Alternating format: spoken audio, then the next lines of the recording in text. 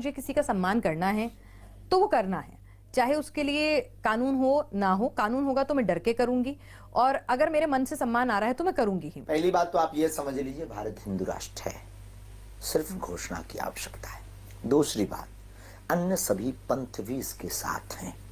हिंदू का अर्थ पहली बात आप समझ लीजिए, हिंदू का मतलब हिंसा को दमन करने वाला समुदाय, एक बहुत बड़ा कैनवास, एक ऐसा परिवार जो हिंसा के पक्ष में नहीं है, अहिंसा का पुजारी है।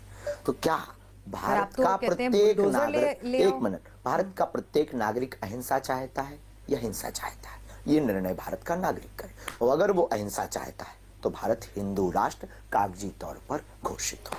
जिस दिन हिंदू राष्ट्र अगर आप कह रहे हैं कि मांग लेके जाएंगे, तो मेरे जीवन में क्या बदल जाएगा? हमारी कोई मांग नहीं, हम सरकार से कोई मांग नहीं रखते, सरकार से अपेक्षा नहीं, हम सिर्फ सनातनीय व्यक्तियों को जगा रहे हैं। नहीं, मैं सनातनी के तौर पर अगर हम ये सवाल पूछना चाहें कि भाई एक सनातनी, जो तमाम लोग आपको सुन रहे हैं अभी, जिनमें सनातनी भी हैं, दूसरे धर्म के लोग भी होंगे, आपको चाहने वाले भी होंगे, आपको ना चाहने वाले भी होंगे, बराबर ना, तो बराबर। वो सुन रहे हैं, तो उनके लिए क्लैरिटी के लिए बताइए कि कल से अगर हिंदू राष्ट्र घोषित हो जाता है तो कल से क्या बदल जाएगा उसके जीवन में? हिंदू राष्ट्र अगर होता है कल से, तो सबसे पहले तो ये जो वैमनस्यता बार बार हिंदू मुसलमानों के नाम पर की जाती है, ये बदल जाएगा। ये वैमनस्यता दूर हो जाएगी, जातियों के नाम की वैमनस्यता बदल जाएगी, जातिवाद फैलना बंद हो जाएगा। हिंदू राष्ट्र हो जाएगा तो सबके जीवन में मैं हिंदू हूं, सिर्फ मैं हिंदू हूं। और ये जो बार बार धर्म की लड़ाई, बार बार ईश्वर की लड़ाई, बार बार प्रमाण, बार बार संतों को प्रमाण, ये जो टारगेट किए जाते हैं, ये सभी टारगेट शून्य हो जाएंगे, क्योंकि हिंदू राष्ट्र बनते ही राम राज्य की स्थापना हो जाएगी, राम का देश हो जाएगा, फिर किसी बात की लड़ाई नहीं। और बाकी धर्मों का क्या होगा? यहीं रहें अगर उन्हें अच्छा लगता है। और उन्हें भी क्या ये मानना होगा कि भाई हिंदू धर्म सर्वोपरि है? मान रहे हैं, ना मानने से कोई फर्क नहीं पड़ता है। आपके ना मानने से कोई फर्क नहीं पड़ता है। आपके मानने या ना मानने से ईश्वरीय सत्ता पर कोई फर्क नहीं पड़ता है। एक व्यक्ति ना अगर आप नहीं मानते बागेश्वर धाम, तो क्या बागेश्वर धाम मिट गया? आपके करोड़ों लोग ऐसे हैं जो नहीं मानते, तो उनके ना मानने से क्या हनुमान जी नहीं है? वो तो अपनी लीला कर ही रहे हैं। तो आपके मानने से कोई फर्क नहीं पड़ता है, और फर्क तब पड़ेगा, किसी को पड़े तो पड़े, हमें लगता नहीं पड़ता है। और ज्यादा दिक्कत है तो फिर पासपोर्ट तैयार कर सकते हैं, मतलब वो देश छोड़ के चले जाएं अगर दिक्कत आपको है। मतलब या तो ये माने कि भारत हिंदू राष्ट्र है, नहीं तो देश छोड़ के चले जाएं। अगर दिक्कत आपको लगती है तो छोड़ देना चाहिए। देखिए, अगर आपकी टीवी का चैनल किसी को देखना पसंद नहीं तो चैनल बदल दीजिए।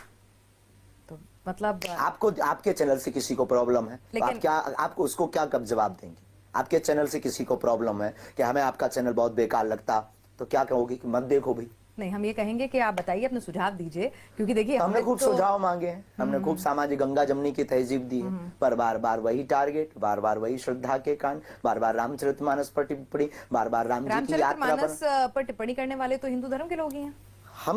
हम किसी धर्म पर जा ही नहीं रहे, हम सिर्फ सनातन विरोधी की बात कर रहे हैं। हमारी लड़ाई मुसलमानों से या ईसाइयों से नहीं है, हमारा सबके प्रति संवेदना है, उन पंथों के प्रति हृदय से भावना है हमारी, और उनका उनके प्रति जो भाव है उसकी हमारी शुभकामना और साधुवाद है साधुपीठ से। हमारी लड़ाई सनातन विरोधी से, ठीक है। और प्रत्येक सनातन विरोधी को अगर सनातन और हिंदू राष्ट्र से दिक्कत है, हम कोई पॉलिटिशियन नहीं, ना हम कोई राजनेता है, उस व्यक्ति को भारत में रहना है तो कायदे में रहना है, और दिक्कत है तो पासपोर्ट तैयार करे, हो जा सकता है, हमें कोई दिक्कत नहीं। ठीक है, ये बताइए कि 2024 में चुनाव होने जा रहे हैं, और ऐसे में क्या आप मोदी जी के सामने, क्योंकि हमने देखा है संसद राजनीति पर हमारा कोई टिप्पणी नहीं, तो क्या आप हिंदू राष्ट्र की मांग करने के लिए आप नहीं, हमने कोई मांग हम करेंगे नहीं, हमारी सरकार से कोई अपेक्षा ही नहीं, हमारी भगवान से प्रार्थना है, हमारी खुद अपनी इष्ट के प्रति प्रार्थना है। भारतीय नागरिक होने के नाते हमको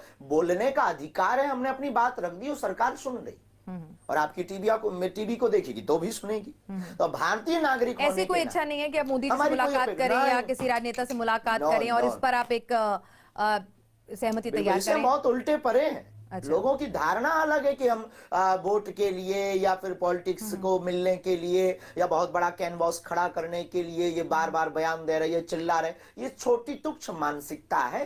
कोई मिले तो साधु के नाते स्वीकार है, कोई धाम पर आए तो साधु के नाते प्रेम, और कोई अगर मिले भी तो माननीय प्रधानमंत्री और गद्दी के प्रति हमारी शुभकामना, क्योंकि वो देश के राजा हैं। तो प्रधानमंत्री के प्रति हमारी सद्भावना, ईश्वर से कामना और शुभाशीष अपने प्रभु से इष्ट से प्रार्थना है। पर हमारा कोई औचित्य इस उद्देश्य से नहीं है कि ये मुद्दा लेकर के हम वहां जाएं, और हमारी कोई मांग नहीं, अपने इष्ट से प्रार्थना। अच्छा, आप अभी हाल फिलहाल के अंदर बागेश्वर धाम में संत समागम की बात हो रही है और उसको ये कहा जा रहा है कि आप अभी सभी संतों से मुलाकात करने के लिए देश भर में भ्रमण कर रहे थे, कि आपका शक्ति प्रदर्शन है वो एक तरह से। लोगों की भावनाएं बहुत विचित्र हैं।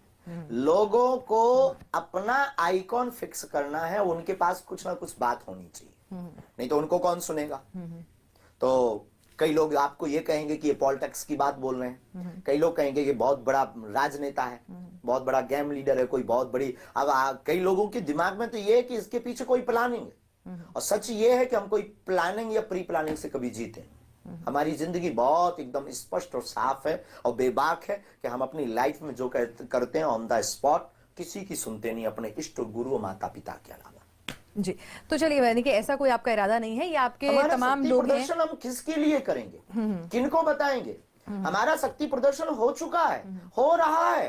प्रत्येक सनातनी हिंदू हमारा शक्ति का प्रदर्शन कर रहा है। हमें अपने सनातनियों पर पूर्ण भरोसा है। अभी जो तमाम विवाद, जो तमाम सवालात उठे, उसके बाद हमने देखा कि बागेश्वर धाम पर भक्तों की भीड़ जो है वो और ज्यादा बढ़ गई, तिगुनी चौगुनी हो गई। ऐसा तो नहीं कह सकते। जो तस्वीरें आई, जो सामने आई, पहले की तस्वीर ली नहीं गई।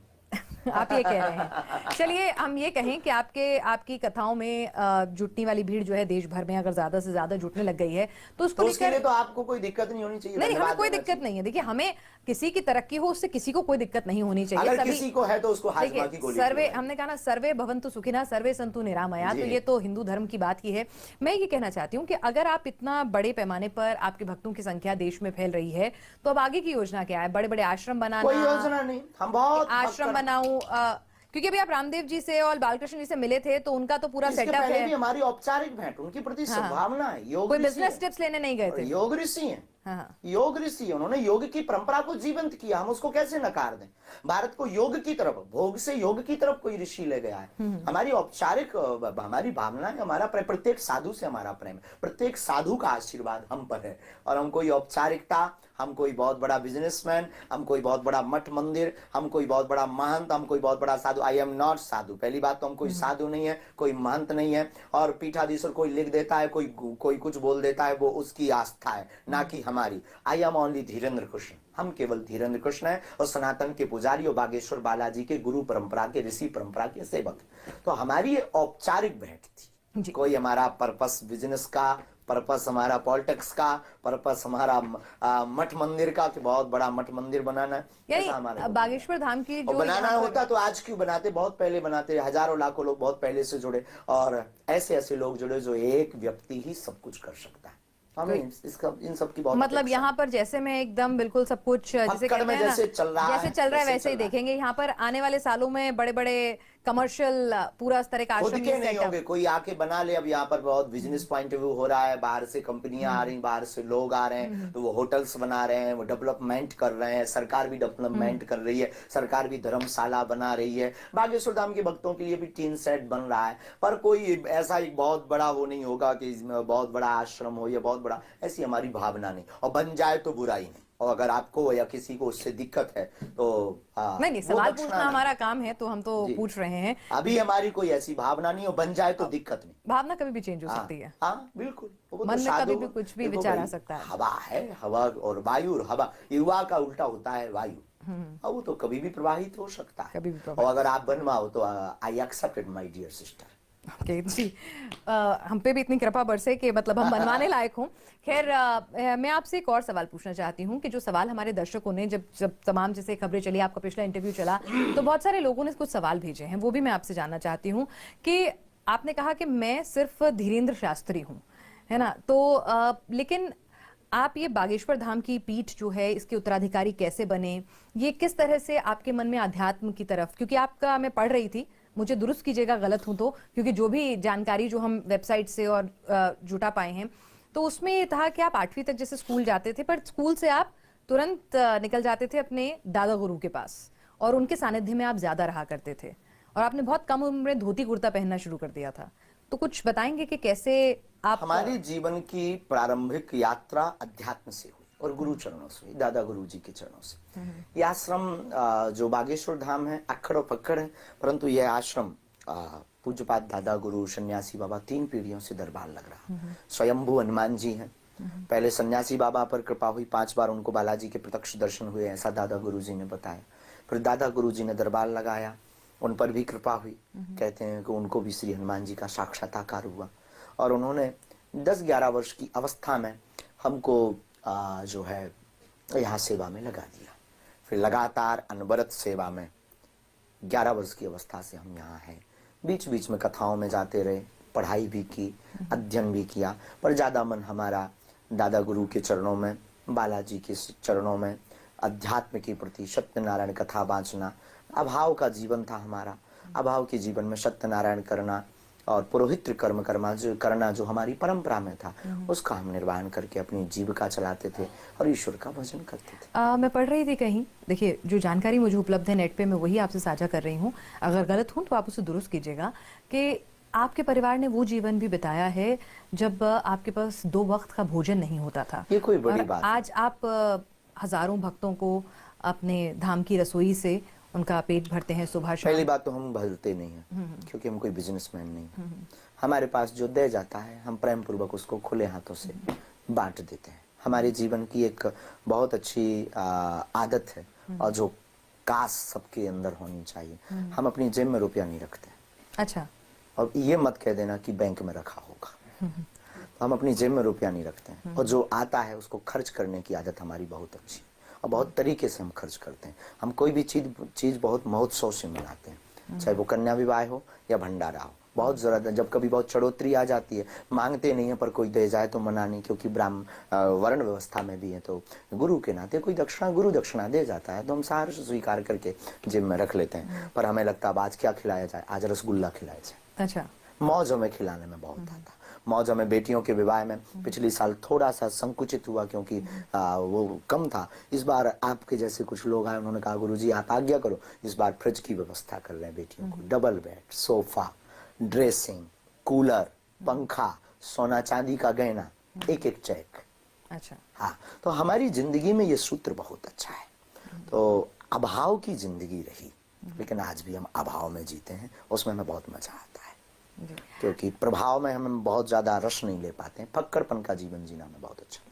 अच्छा, ये बताइए कि आपकी माताजी आज आई थी जब हम लोग देख रहे थे, और यहाँ पर तस्वीर भी हम देख रहे हैं, तो जब आप सबके लिए पीठाधीश्वर हो गए, बागेश्वर महाराज हो गए, तो एक माँ के लिए उनका धीरेन्द्र जो है वो कितना बदल गया, या वो वही? नहीं, हमारा जीवन हम किसी के लिए नहीं बदले। एक हमारी ऑन कैमरा हो या हम बाहर लाखों परिवार के बीच में बैठे हों, हमारे सब परिवार हैं, या हम अंदर कमरे में, हमारा स्वभाव और जो अति चंचलता है वो बनी रहती है, बरकरार। माँ से कभी डांट भी पड़ जाती है? तो आज भी, अभी भी रोज खा लेते हैं, सोए नहीं, आंखें लाल हैं, गला बैठ गया, भोजन तो कर, किसके लिए कर रहा, कब तक करेगा, बुढ़ापा जल्दी आ जाएगा, जल्दी खा। और भी वही वो जो माताओं का जो भाव होता, ममत्व होता, वो आज भी डांटना, फोन पर डांटना, आकर डांटना।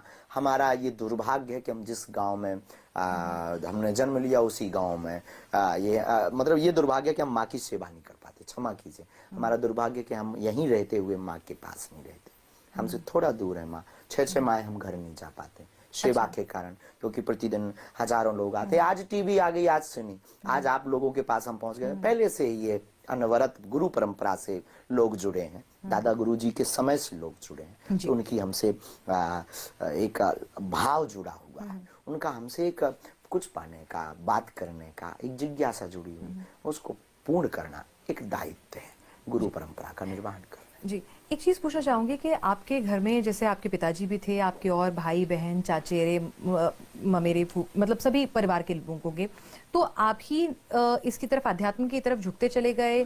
कर्मकांड हमारे पूरे परिवार में है। अच्छा। पर हमारा थोड़ा सा हम बीच के बीच कबाड़ी निकले हैं, तो हमें दादा गुरुजी ने ये दरबार की परंपरा, अच्छा, दरबार की परंपरा, जो स्पेशली कृपा कह सकते हैं। तो कर्मकांड तो पहले ही था, लेकिन दादा गुरुजी की ये जो परंपरा है गद्दी की, ये हमको उन्होंने बचपन से दी, दरबार की परंपरा। अच्छा, एक चीज आपके बारे में कही जाती है और दर्शकों ने ही ऑब्जर्व की, तो उन्होंने एक सवाल कहा कि भाई आप इतनी चाय क्यों पीते हैं? जी, आप बहुत चाय पीते हैं, बहुत मतलब चाय मैंने पीते सुना है। हैं। हाँ, खूब पीते हैं। बहुत तो नहीं, पर पीनी नहीं चाहिए। हाँ हाँ, लेकिन आप पीते हैं। हम पीते हैं, तो पीनी ऐसी नहीं आदत चाहिए। कहाँ से लगी? दादा गुरुजी से। हमारे दादा गुरुजी खूब पीते थे, और उन्होंने हमको बचपन में जूठी चाय पिलाई, जो खोपड़ी है नारियल की, उसमें पिलाई।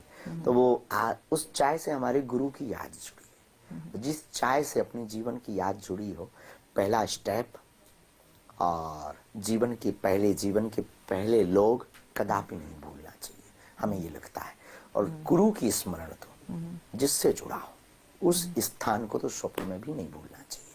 इसलिए बागेश्वर धाम हम छोड़ते नहीं, और जो नारियल की खोपड़ी है उसको नहीं छोड़ते, क्योंकि उसकी जब सुगंधी हमारे नाक के नजदीक आती है तो वो हमें दिन याद आ जाते हैं। वो फक्कड़पन, वो मौज, वो बालाजी का भजन, वो कीर्तन, वो दादा गुरु के चरणों में रहने का रस, वो एकांत, वो दादा गुरु की विनोदमयी वाणी, वो गुरु का मार्मिक स्पर्श, लावण्यमयी वाणी, वो गुरु का वरद हस्त, जिसने एक नालायक को लायक बनाया। जिसका गुरु बलवान होता है, चेला पहलवान होता है। जी, और अब इस विवाद के बीच में आपके गुरु जो हैं आपके लिए बिल्कुल ढाल बनकर आगे आए हैं, और उन्होंने कहा है कि चमत्कार आज से नहीं, वो तो पता नहीं कब से कर रहे हैं। पूज्यपाद जगत गुरु भगवान श्री तुलसी पिंडा जी, वो आपके लिए आगे आए हैं। जब शंकराचार्य ने आपके ऊपर सवाल उठाए और तमाम तरह के विवाद उठ खड़े हुए, तो आपके गुरुजी आपकी ढाल बने। ढाल के बन गया है। इसलिए हमारे जीवन से गुरु की याद जाती है, हर पल गुरु की याद रहती है।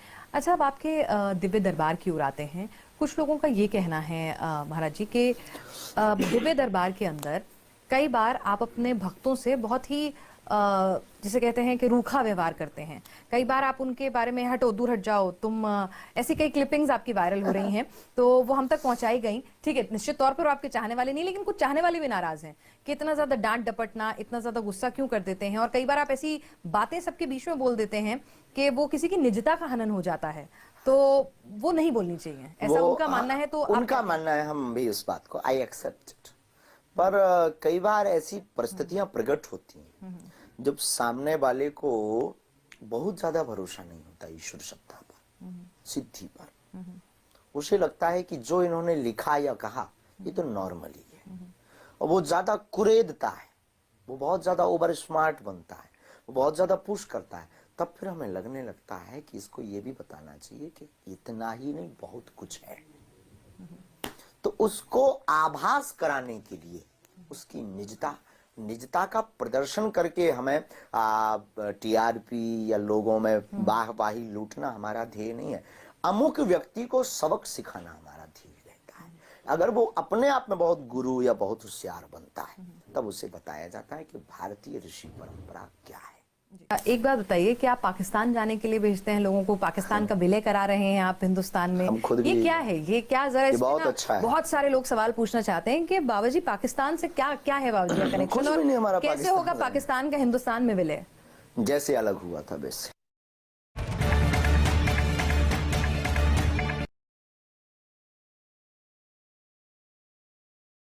शास्त्री जी,